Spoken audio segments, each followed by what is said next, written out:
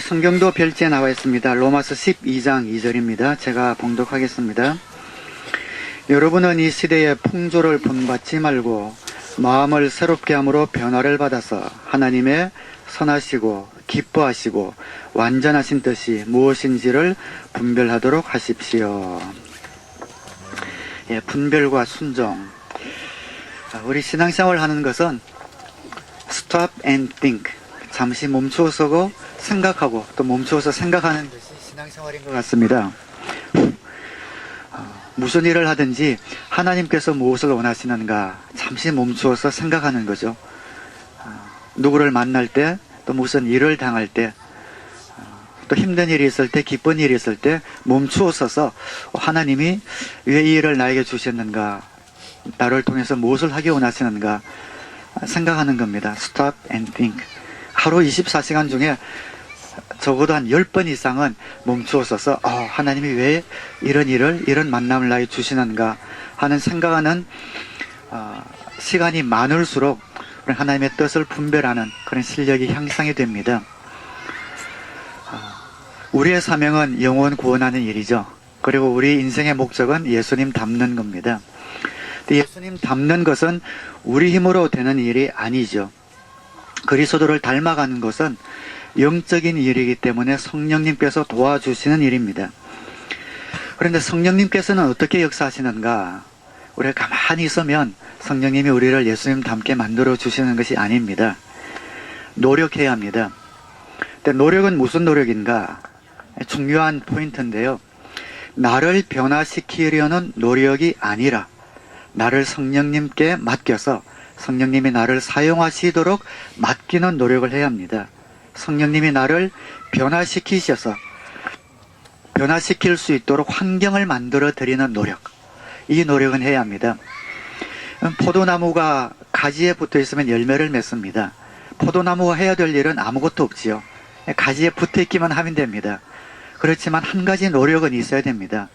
적어도 가지에 붙어 있으려는 노력, 그건 해야 되죠. 그래서 우리는 우리 자신을 절대 변화시킬 수 없습니다. 성령님이 나를 변화시킬 수 있는데 성령님이 나를 변화시킬 수 있도록 환경을 만들어 드리는 노력을 해야 합니다. 그것이 우리 신앙생활이고 믿음 생활입니다. 어떤 상황 속에서도 하나님의 뜻을 찾으려고 노력하는 것, 그것을 우리가 해야 합니다. 신앙생활 잘하는 분들 보면 그 일을 잘해요. 멈추어서서 생각하고 이 길이 하나님의 길이구나, 이 뜻이 하나님의 뜻이구나 하는 것을 순간순간 캐치를 합니다. 근데 신앙생활 잘 못하는 분들 보면 그걸 잘 못해요. 각오는 잘하는데 각오 다음에 분별하고 순종하는 데까지 잘 나가질 못합니다. 그럼 각오만으로는 안 된다는 것 아시죠? 여러분 학창시절에 공부 다 해보셨겠지만 공부 못하는 학생들의 특징이 각오를 엄청나게 잘한다는 겁니다. 해야지. 점수가 안 나오면 다음번에 해야지. 우리 자녀들도 부모님으로부터 야단 맞으면 다음부터 이걸 잘해야지. 각오는 하는데 계속 같은 실수를 하죠. 부부도 마찬가지죠. 좋은 남편, 좋은 아내 되기를 바라지 않는 남편과 아내가 없지요. 각오는 하지만 지속이 되지 않습니다. 공부 못한 학생의 특징은 공부하기 전에 꼭 책상 정리를 한다는 거죠. 책상 정리를 깨끗이 해놓고 하필 왜 그때 해야 되는지 모르겠지만 다 합니다. 그리고 나서는 계획표를 짭니다. 백지를 놔두고 콤파스까지 꺼내가지고 원을 그리고 색깔 있는 펜으로 그죠. 다 이제 끼워놓고 형광펜까지 꺼내가지고 계획표를 딱 짜면 이제 뿌듯하죠. 그러고 나면 이제 배가 고프니까 라면을 하나 끓여 먹어야 되죠. 라면 먹고 나니까 졸리니까 책상 옆들에서 잡니다. 새벽에 일어나면은 뭔지 모르지만 뿌듯하죠. 그죠? 했던 뿌듯함 때문에 공부는 하나도 안 했으면서 뿌듯한 마음을 갖고 그런 각오만 가지고 마음의 위안을 삼는 사람들이 공부 못한 학생들의 특징입니다. 신앙생활도 마찬가지입니다. 기도해야지, 섬겨야지, 순종해야지 각오는 하는데 실제로 몸을 움직이지 못합니다. 그런데 각오를 했다는 것 하나만으로 위안을 삼고 신앙생활을 잘하고 있는 것으로 착각을 할 수 있다는 겁니다. 각오만으로는 부족합니다. 그 각오가 우리 실력이 되기 위해서는 평소에 우리가 쌓아놓은 내공이 있어야 합니다. 우리가 족구가 이번에 마이너스 3등을 했지만 생각 같아서는 메이저에서도 우승할 것 같았거든요. 근데 뭔가 우리가 부족한 실력이 부족했으니까 그 정도 됐겠죠. 자꾸 우리 소프트볼 얘기를 해서 미안하지만 소프트볼은 정말 마이너에서 1승도 못할 줄 알았는데 우승할 것 같아요. 예. 우승할 것 같아요. 우승할 줄 알았어요. 우승할 줄 알았어요? 그렇군요. 예. 좁은 세상. 근데 연습은 정말 많이 했거든요. 내공이 안 했는데. 쌓였기 때문에 3등이라도 하지 않았나 이런 생각이 듭니다만 어쨌든 우리가 몸은 날아갈 것 같은데 몸이 안 날아가는 건 연습이 부족해서겠죠. 각오만으로는 부족합니다.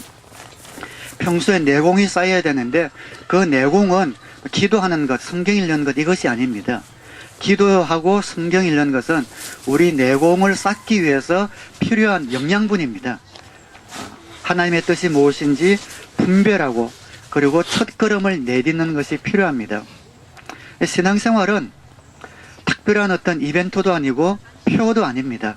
모이면 기도하고 흩어지면 전도하자라는 표를 아무리 많이 들어도 한번 기도해보지 않고 전도해보지 않으면 아무것도 아닌 것이죠. 그래서 우리 가정교회에서 나온 용어 중에 정말 좋은 용어가 자연스러운 영성, 생활화된 헌신 이것입니다.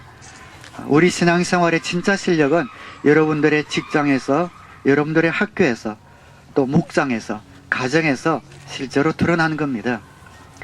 화나는 일이지만 한번 성령의 절제의 열매를 가지고 한번 절제하는 것, 인내하는 것, 그리고 다른 사람에게 양보하는 것, 주님의 사랑이 흘러나갈 것 같다면 희생하는 이러한 한 가지 한 가지를 통해서 우리의 진짜 신앙의 실력이 자라나는 겁니다. 그래서 각오 다음에 분별해야 합니다. 하나님이 과연 무엇을 원하실까? 분별하고 첫걸음을 내딛는 겁니다. 하나님 용서할 마음을 주세요 라고 기도하는 것이 아니라 용서하는 겁니다.